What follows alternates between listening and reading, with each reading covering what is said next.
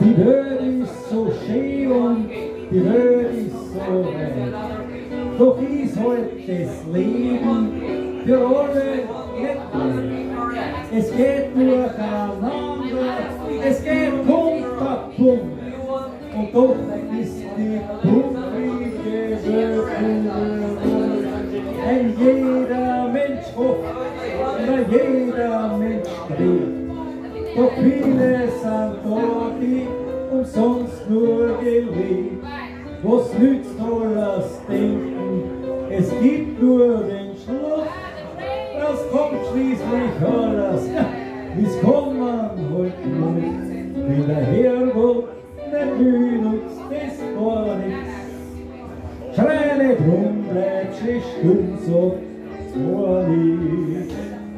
So was immer, so bleibt es für ewige Zeit. Amen, Amen. Einmal Freude und einmal Leid. Und der Herrgott nicht benutzt, ist gar nichts. Sei nicht böse, nicht nervös, denk, ist gar nichts. Renn nur nicht gleich verzweifelt und kopflos herum. Wenn der Herrgott weiß immer warum. Das Leben hat mir eine Lehre geschenkt. Es kommt erstens immer alles anders, als man zweitens sich denkt. Drum soll man nie sagen, es muss und ich will. Der Herrgott entscheidet und du hältst dich still. Sei immer zufrieden mit deinem Geschick.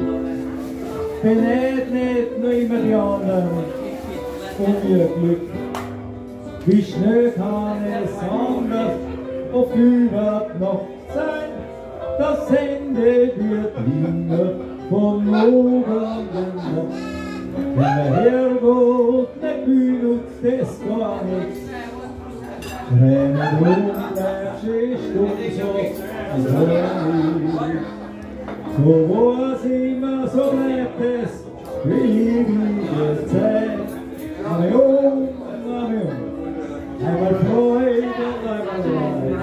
Und der Herrgott nicht benutzt, es gar nichts. Seine Böse nicht nervös, sag es war nicht. Renn nur nicht gleich verzweifelt und kopflos herum, denn der Herrgott weiß immer